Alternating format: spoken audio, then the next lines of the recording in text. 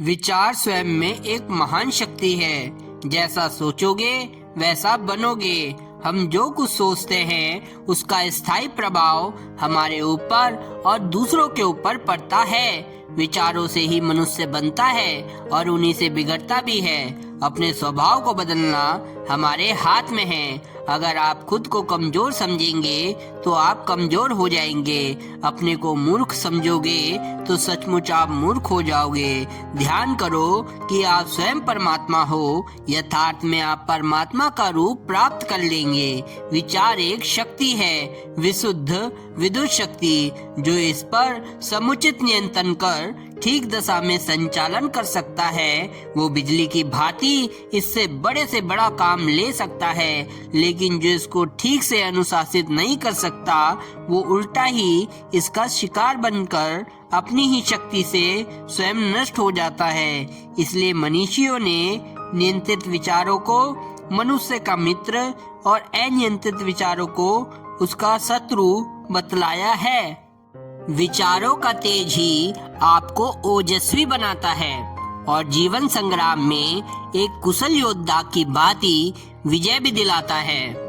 समस्त शुभ और अशुभ, सुख दुख की परिस्थितियों के हेतु तथा उत्थान पतन के मुख्य कारण विचारों को वश में रखना मनुष्य का प्रमुख कर्तव्य है। विचारों को उन्नत कीजिए। प्रतिपक्ष भावनाओं का अभ्यास करो। क्रोध की हालत में प्रेम की भावना करो। निराशा में मन को आनंद और उत्साह से भरो। उन्नत विचारों का ध्यान करो। कुविचार कैसे दूर किया जा सकता है, उन्हें भूलकर। कैसे भूलना चाहिए, उनमें पुनः न डूबकर। जो पुनरावृत्ति को कैसे रोका जा सके, रिपीटिशन को कैसे रोका जा सके। अधिक आनंददायक दूसरी बात का ध्यान कर। दुख की उपेक्षा करो, उन्हें भूलो। अधिक आनंददायक विषय का चिंतन करो। यह एक महान साधना है। विचारों को उन्नत कीजिए, उनको मंगल मूलक बनाइए, उनका परिष्कार एवं परिमार्जन कीजिए। वे आपको स्वर्ग की सुखद परिस्थितियों में पहुंचा देंगे। इसके विपरीत यदि जिसने विचारों को स्वतंत्र छोड़ दिया, उन्हें कलुषित और कलंकित होने दिया, तो उनको हर समय नरक की ज्वाला में जलने के लिए तैयार रहना चाहिए। शांत विचार धीरे धीरे हमारे मन को ही बदल देते हैं। हम अनायास ही उन कार्यों में लग जाते हैं जो हमारी प्रकृति के अनुकूल है और उन कामों से डरते रहते हैं जो हमारी प्रकृति के प्रतिकूल है। अपने स्वभाव को बदलना हमारे हाथ में है। यह अपने शांत विचारों के कारण बदला जा सकता है।